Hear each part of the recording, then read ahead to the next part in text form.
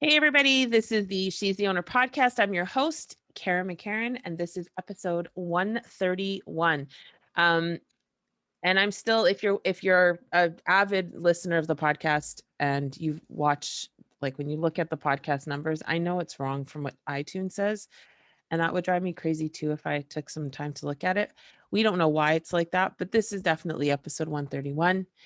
And today's episode is sales. So this is one of my favorite and most frustrating conversations I have. So why is it frustrating? Because I have a really deep belief that the way that we are taught to do sales as as a woman is radically different than how we are how we do sales versus how the guys do sales, radically different. What do I mean by that?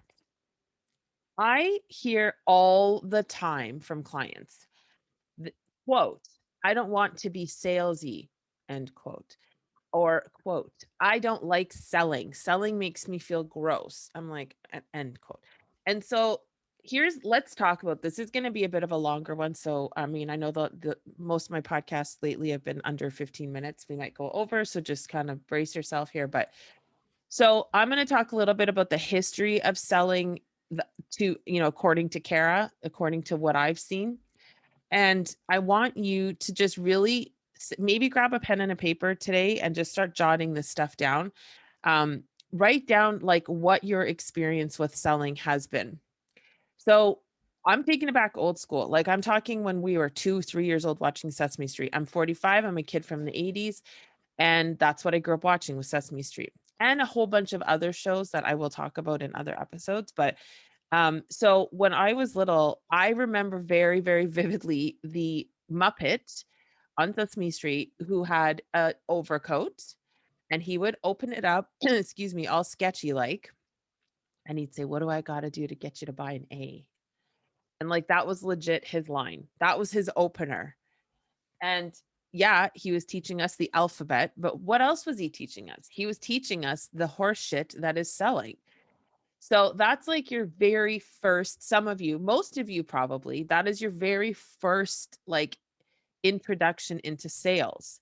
How do I scam this person? And where did that little skit come from on Sesame Street? It came from like all the things we've heard about New York. And PS, it's still that way in New York. I mean, I haven't been in a minute since COVID, but I've gone to New York multiple times, and it can be very much like, open your trench coat and you've got a bunch of Rolexes in there on Canal Street. Like if anyone's been to Canal Street, you know exactly what the hell I'm talking about.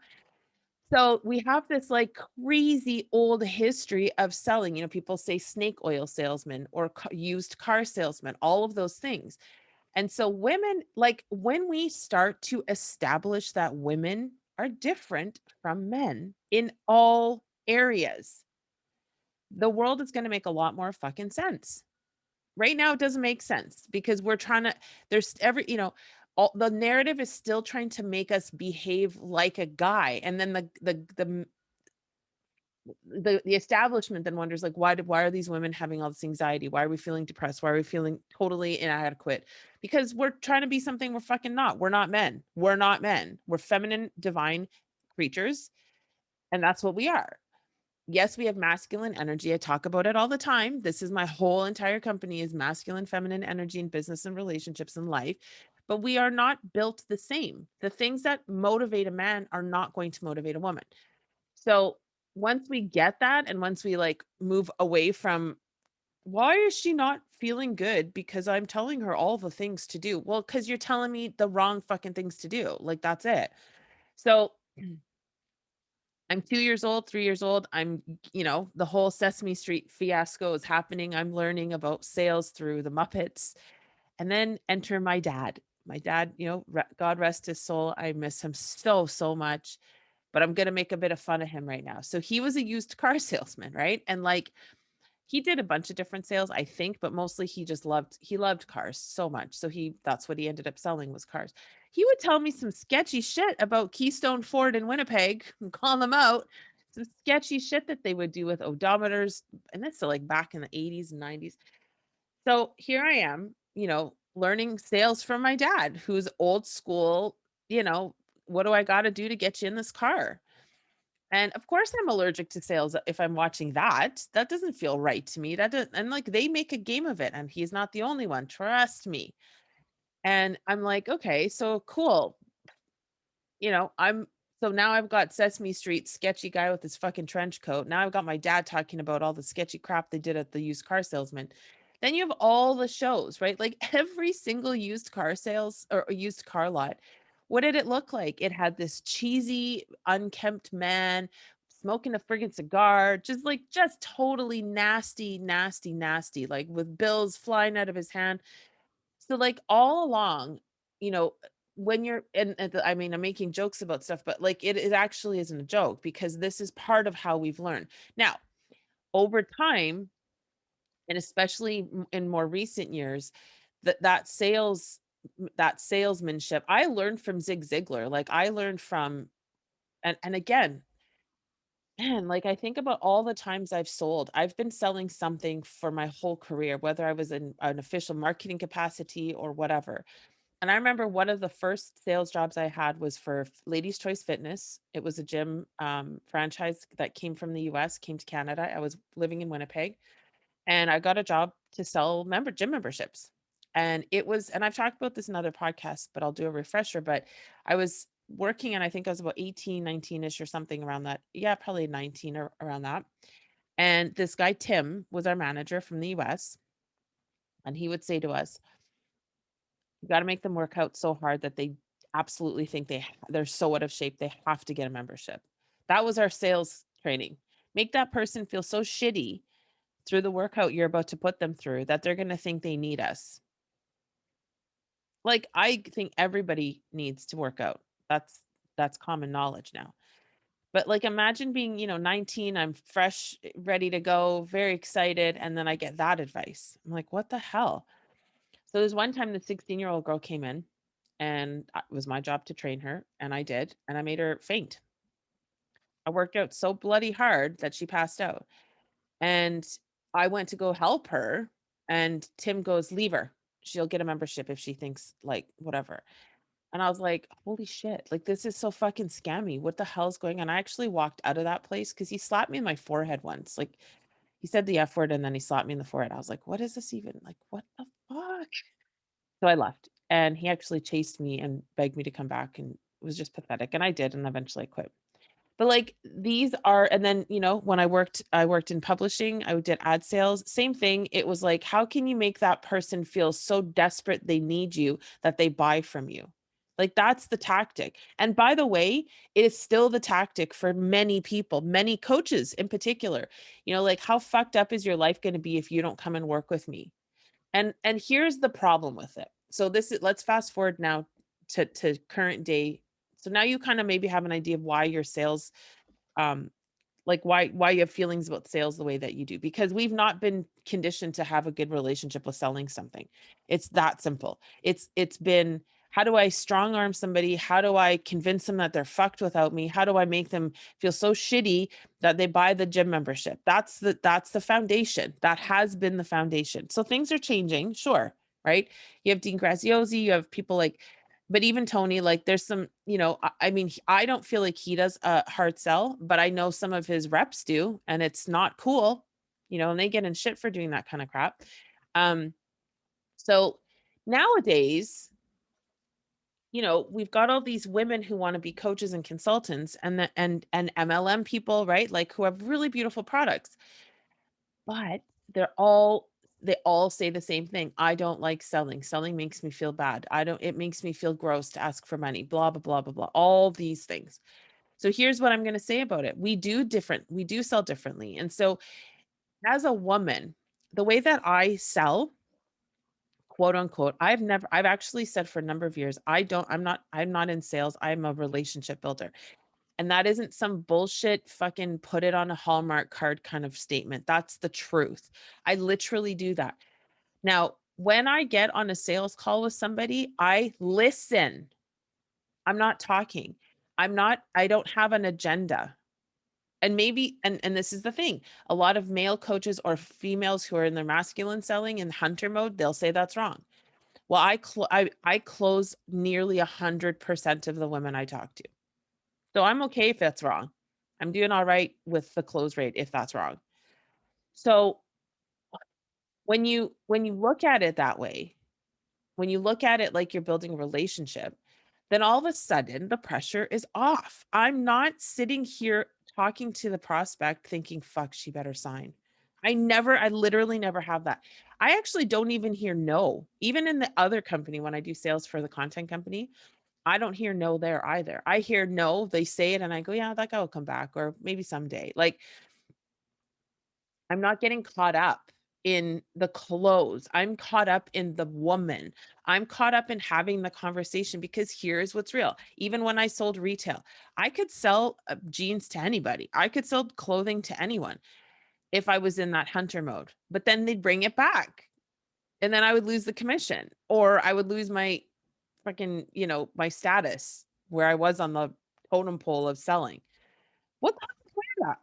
I put a ton of work into closing that sale just to have it come back. I don't like that feeling. That feels like a loss to me. So when I'm talking to women about selling, and I'm doing a master class on this very soon because this is the crux and the problem for many people who are like, I want to start my own business, but I don't know how to do sales. They're obsessing about the sales part when they need to be obsessing about the person they're serving part. So when I have a conversation with somebody, I'm listening to what her needs are and whether or not I can provide a solution. When I'm clear about the solution I have, like my solution to a woman who is looking to transition from her job or business into a mission driven business, my solution is to be able to pull that out of her and help her create a brand and business tactical things around that so that within 3 months she's comfortable to go and start doing the things I'm helping her do. Okay, that's what I my solution. If she came to me and said, "I wanna sell more widgets because they're cool and because I like money and I wanna have 10 Lamborghinis," I could not serve her. I'm just not in that zone. I can't serve a person like that. I'm not saying there's anything wrong with how she's doing it. I'm just saying that I'm not the person for her. So when someone's talking to me, and there are women I have had conversations with where they have zero impact driven anything. Impact is not even on their radar. Okay. They're really about this is a good idea. I'm going to make the money and Bob's your uncle. I can't help people like that. So in a call, if that person ends up in my discovery call process, which by the way doesn't happen very often, most of the women that end up there are there because they know exactly what my jam is and they're not there for version A of what they're looking for in terms of like just making the money. So when the person ends up with me, it's like when I went in to buy my Mercedes, I didn't need to be sold a single thing, like literally nothing. I didn't need to know any. I knew every single thing about what I wanted to do with that car. I was in there to just buy it. Literally, that is what happened. I walked in and I said, "I want it. Let's wrap it up." People don't come to you totally blind anymore, especially my coaches, right? People already, and if you're a fitness coach, people already know they need to lose weight. They just maybe don't know how. You don't have to convince them they need to fucking lose weight. I don't have to convince you that you need to start a business. You're coming to me because you already know that's what I do. And if you are somebody who wants to stay in a job, you're just not calling me. So when I'm in a discovery call with you, I'm listening, like, what does she need? Where are her pain points? And this is the thing. And we just posted this in our Facebook group. Like, I'm not selling you on pain. I'm selling you on pleasure. I want to show you like the benefits of starting the business, an impact driven business. I don't want to sit here and tell you, how much it's going to hurt. I will. I'll tell you if that's what you want to hear. But I don't feel in alignment with like rhyming off a whole list of things that like are going to make you feel bad and purchase. I want you to feel good and purchase. Like, is there a cost of inaction? 100%. Will I bring it up? For sure. But I'm not beating it like I'm not beating down with it. Like I'm not sitting here saying, if you don't do this now in 5 years, you're gonna block like I'm not here to make you feel bad. That's not how women sell. And that's why women don't sell because we think we're supposed to make you feel like shit in order for you to buy. And I just intuitively that feels fucked and I just don't subscribe to it. And the problem is that that can work for men. But When it works for a man and he sells to a woman that way, how many of you, and I mean, listen, I can't, it's a podcast, I won't know. But how many of you, just put your hand up energetically, feel like shit after you've been sold to? Like that is what happens. I don't want to be sold to. I don't want to be convinced. I just want to come to you with my problem and I know that you can fix it. I don't need you to show me new fucking problems over and over again. If you see something that, like, if I see something, and I've had conversations with women who I'm like, so you're not ready for my program. You actually need some mindset work first because I can put you in the program. It's $4,000. You can pay me no problem. However, you're not going to do what I need you to do because you're not ready yet. So I need you to do some other work before you come to me. If you're not comfortable doing that and you're just still like just looking at the dollar value and saying, fuck it, I'm going to bring her in anyway, that's why you don't like selling because that will blow up in your face. What will happen if you bring somebody in who isn't right to bring in just because you're trying to close the sale? They're going to be a terrible review for you because they're not ready. They're going to feel energetically heavy in your group. Or if it's a one on one, it's going to feel like work all the time and you're not going to get anywhere. And if you're energetically feeling that stagnation, then she will or he will. And then nothing positive comes from that. So instead, why not listen to what the problem is? And if you feel confident in selling that item or service or whatever, all I do in any of my this is literally if you want to record whatever you need to do to copy this is fine by me. But I will say, okay, here are the ways that we can work together. Number 1, you can do my mindset program. That's 6 weeks, it's $1,000. We'll go deep into your mindset, as deep as we can in 6 weeks. That's way number 1. Level 2, the STO Academy. That's the business accelerator. That's where you're going to learn how to launch a business, where you're going to refine who you're talking to and how you're talking to them. That one's 90 days. That one's 39.95. Awesome. Then I say, okay, well, we could do one-on-one clients, but it's reserved for, I've only got 2 spots for that. And I go into it. And then I just say, so what do you think? Do you have any questions? And almost all the time I get, "Well, I know I need to work with you. I'm just gonna what do you think is," and they literally ask me what I think is best. And I will say, "I don't think you're ready for this, this, or this. I think you need to start here," or, "Yes, you're ready for this, but," so, like, it's not a s I'm not trying to convince anybody of something they don't already know. They already know they wanna work with me when they get on the phone. They've already asked me, and why do I know that? Because I don't, again, yes, you wanna do follow-ups, yes, you wanna be assertive, but you don't want to be aggressive and, like, pushing, pushing, pushing. It doesn't work for the feminine divine. Like, I will say it forever, it just doesn't. And if you have ever been sold to by a woman in her masculine, holy shit, is it brutal. It's painful. It's so painful. I can't stand it. Like, I've often if I will say, "Listen, lady, I mean, I'm telling you right now, you're coming on way too fucking strong." Right? Like, it will never work on me. The people that sell to me, quote unquote "sell to me," are the ones that I'm talking about right now. Like, my coach doesn't I don't find him pushy at all, and he just kinda puts it down, drops it down in front of me and goes, "Okay, well, like, you decide." Right? This is not a I'm not gonna push you into it because he knows. But I've had coaches where they're like, "This is it. You gotta do this or else or blah, blah, blah, blah," all this stuff. And that's why women don't have the confidence in selling. It's just that simple. So I am gonna do a master class on this. So if you're listening and you're interested, just reach out to get on the list. There's gonna be a landing page coming up soon, which if you follow me on Instagram or on Facebook, I will announce it there. TikTok, I'm also getting active on. Ha ha. I know it's been a minute, but I will have links to it'll be a free masterclass. It's looking like it'll be about a 3-hour class around selling authentically and like selling as a woman because this us trying to put on the guy's like trench coat and sell as him, it just doesn't work. It's never going to work. It's never going to make you feel good and it's never going to make the person you're selling to feel good. So we got to change it even more radically than we have already. Because It's just we're not accomplishing. We're not, you know, because here's sort of my final thought. Like when you try to sell in the masculine, it's not sustainable like for you. As eventually you'll be like, "Oh, this feels gross." And then you'll stop doing it. You'll stop doing the things you need to do. So hopefully that was helpful. I love you all. I will see you on the next episode. Have a great one. Bye.